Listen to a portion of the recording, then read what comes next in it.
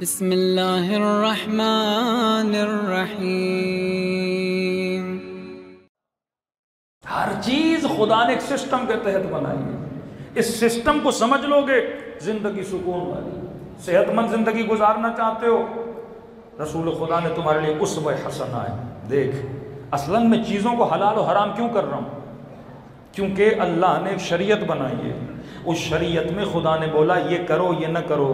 فرمایا اگر فطرت کو بچانا ہے تو غیرت کو بچاؤ، عفت کو بچاؤ، حیا کو بچاؤ۔ اب میں نے غیرت بھی بچانی ہے اور اوپر سے میرا دل ہے کہ میں خنزیر کھاؤں، ہو ہی نہیں سکتا۔ گاڑی پیٹرول والی ہے، بندہ ڈیزل ڈالنا شروع کر دے انجن خراب ہو جائے گا نا۔ اللہ کہتا ہے میں نے جو تمہیں انجن دیا ہے یہ فطرت کا انجن ہے، اس کے لیے میں نے خاص فیول بنایا ہے۔ وہ فیول اگر باڈی کو ملے گا تو انجن چلے گا، وہ فیول اگر باڈی کو ملے گا تو تیری زندگی کا سلسلہ آگے بڑھے گا۔ ہر حیوان میں نے اثر ڈالا ہوا ہے، اس کے اجزاء ہیں، اس کے اندر اثرات ہیں۔ فرمایا انسان فطرت کو بچانا چاہتا ہے تو فارمولہ یہ کھانا پینا کیا کھاؤ؟ حلال کھاؤ۔ حلال کیا ہے؟ یہ حیوانات کیا ہیں؟ حلال ہیں۔ اب 5 منٹ کے بھائی گوشت تو گوشت ہے نا، بکری کا ہو یا کتے کا ہو یا گدھے کا ہو، گوشت تو گوشت ہے، میٹ تو میٹ ہوتا ہے نا۔ چائنیز بولتے ہیں گوشت تو گوشت ہے۔ ہمارے سکھر کے سائڈ پہ، نواب شاہ کی سائڈ پہ ایک پوری، جب یہ بن رہا تھا اپنا کوریڈور بن رہا تھا، یہ روڈز بن رہے تھے، موٹر ویز بن رہے تھے، تو کہتے ہیں پوری ایک کالونی چند سال کے لیے ہم نے چائنیز کو لیز پہ دے دی کہ مولانا جب سے آئے ہمارے کتے غائب ہو گئے، ایک گدھا بھی نہیں ملتا۔ کیونکہ چائنیز کو گدھے اور وہ وہاں بڑے مہنگے ہوتے ہیں، پاکستان میں کوئی کھاتا نہیں ہے۔ اب وہ کیا ان کا استدلال کیا؟ وہ کہتے ہیں گوشت تو گوشت ہے۔ گوشت کیا ہے؟ باڈی ہے نا، جیسے کتے کا گوشت ہے ان کے لیے ویسے ہی بکری کا گوشت ہے۔ وہ اثرات کو نہیں دیکھتے۔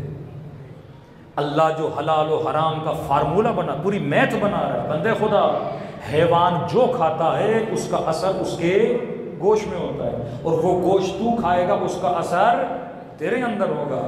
جتنے بھی درندہ صفت حیوان تھے خدا نے سب کا گوشت کیا کیا؟ حرام کیا۔ شیر دیکھ کتنا درندہ ہے، دھاڑتا ہے، چیرتا ہے، پھاڑتا ہے، بے رحم ہے، سنگ دل ہے۔ اس کو یہ نہیں کہ یہ جس حیوان کو شکار کر رہا ہوں اس کی ماں کے سامنے اسے چیر رہا ہے، پھاڑ رہا ہے، درندہ ہے۔ فرمایا اس کا گوشت تو گوشت ہے۔ یہ نہیں کہ شیر کے گوشت میں وٹامن نہیں ہے، یہ نہیں کہ شیر کے گوشت میں پروٹین نہیں ہے، شاید ہائی لیول کا پروٹین ہو۔ انگریز تو یہی بولتا ہے نا پروٹین ملے تو کھاؤ، تو کیڑے میں بھی کہتے ہیں پروٹین ہو تو کھا جاؤ۔ وہ اثر نہیں دیکھتے، وہ پروٹین دیکھتے ہیں۔ لیکن اگر اس گوشت کو کھاؤ گے تو کیا ہوگا؟ تیرے اندر کیا پیدا ہوگی؟ درندگی پیدا ہوگی، تو سنگ دل بنے گا، اسی طرح چیرے گا، پھاڑے گا، لوگوں کو نقصان دے گا اگر یہ گوشت کھائے گا۔ تبھی خدا نے جتنے ویجیٹیرین حیوانات تھے سب کو کیا کیا؟ حلال کیا۔ پرندوں میں وہ پرندے حلال کیے جو فضلہ نہیں کھاتے۔ اگر کوئی حلال حیوان فضلہ کھاتا بھی ہے تو اسلام کے حکم سے کیا کرو؟ استبراء کرو، 3 دن، کبھی کا 6 دن، کبھی کا 7 دن اس کو اپنے گھر میں رکھو اور حلال کھلاؤ تاکہ اس کا گوشت کیا ہو جائے؟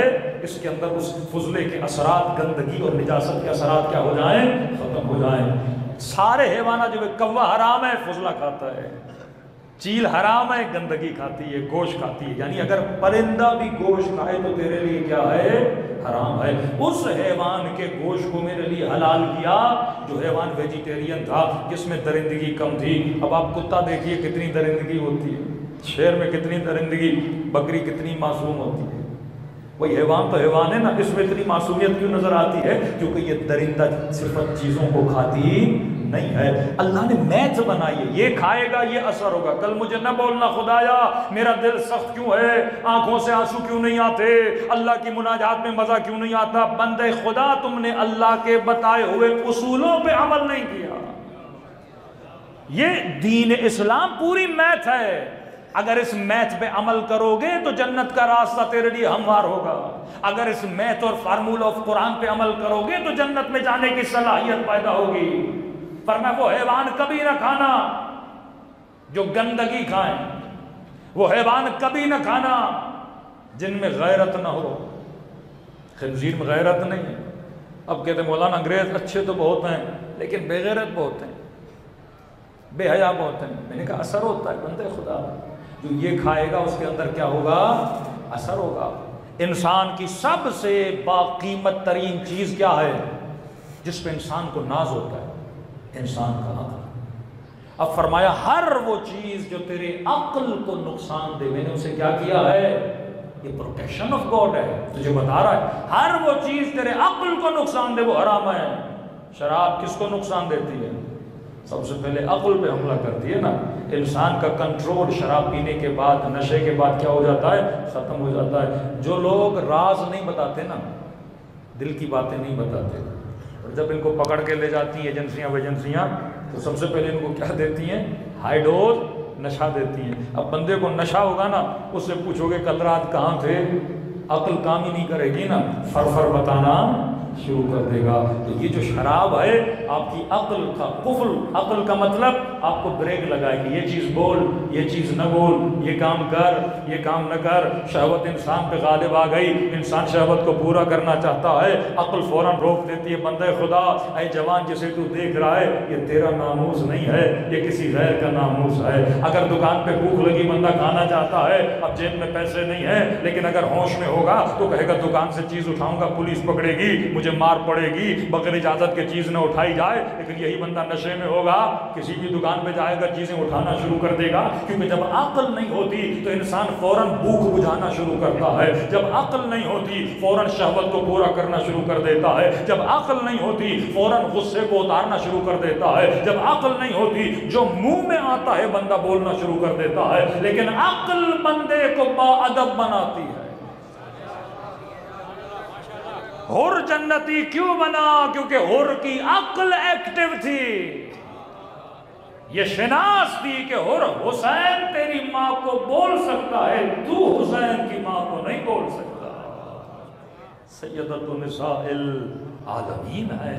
عقل بندے کو ادب سکھاتی ہے نا، تبھی خدا نے ہر وہ چیز حرام کی۔ شریعت کی اگر فلسفی پڑھو گے نا، ہو ہی نہیں سکتا خدا کسی چیز کو حلال کرے وہ تیرے لیے نقصان دے، ہو ہی نہیں سکتا خدا کسی چیز کو حرام کرے تیرے لیے کیا ہو، وہ فائدہ مند ہو۔